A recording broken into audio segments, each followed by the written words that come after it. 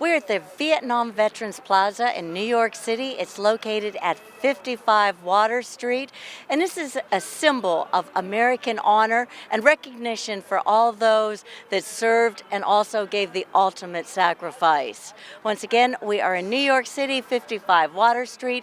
It is Vietnam Veterans Recognition Day. It's March 27th, 2021. And this is the Walk of Honor where the names of the 1,741 New Yorkers who died in the Vietnam War is listed. With us is Greg Williams, and he is this fraternity, what? Mu Beta Phi Military Fraternity Incorporated. That's what we like to, always lead in. You got to get that Mu Phi. Mu Phi. There you go. And tell me what war you were in. So, Kristal, I served for the past 13 years in the U.S. Army Reserves, made a jump over to the U.S. Army National Guard. I served on all the naval and coastal waters by Djibouti. Not so much the Coast Guard, but the Navy. Camp Lemonnier, Djibouti. Stuff is going on out there. That's why we got people out there. Niger, all the Congo, all those dangerous places. Yeah. Djibouti is popping.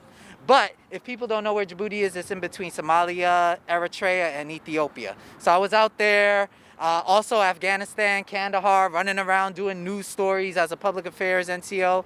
So, I've also done a couple of missions out in Slovenia, Macedonia. The Army has paid for me to travel the world, and you gotta love it.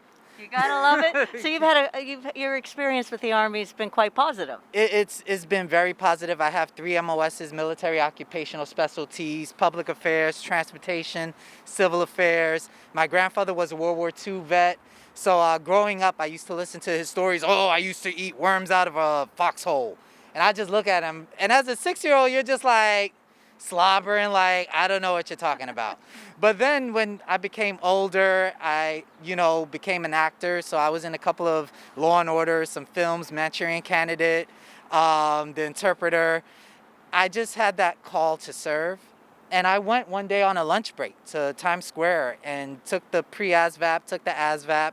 Next thing I know, I'm shipping off to Fort Leonard Wood, lost in the woods. And just from there, just taking a hold of my career and had a lot of great mentors. If you're thinking about joining the military, mentors. Listen to what they got to say. They're not there to hurt you. They're there to help you. Well, and today is Vietnam Recognition Day down here in New York City. Yeah. And what does this day mean to you? It means a lot. Just because I get to talk to a lot of veterans every day on my day job, but then also as a member of the fraternity Mu Beta Phi, we're an international fraternity. We're exclusive only to military veterans, and we come in all shapes, sizes, colors, complexions, experiences. And talking to the Vietnam era veterans, they kind of give you a perspective of the conflict from their eyes. All of the stuff that was happening here in the U.S., and they have to deal with it in country, fighting guerrilla warfare style, tactical mindset. It was just very eye-opening. And they are the predecessors for all of the teachers that we had, coming in the early 2000s and late 2000s, So this day is a day for us to give them their flowers while they're here and they're still alive. They're not like the World War II veterans and Korean War veterans who are slowly, phasing out. They're still here. They didn't get that welcome home. When I came back home from Afghanistan, I had everything. Hey, you need claims, you need medical, you need school. They didn't have that.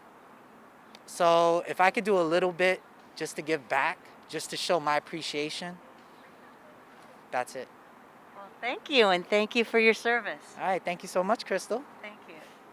And I'm Kristal Hart reporting from Vietnam Veterans Plaza here in New York City. Thanks for watching, and thank a veteran today.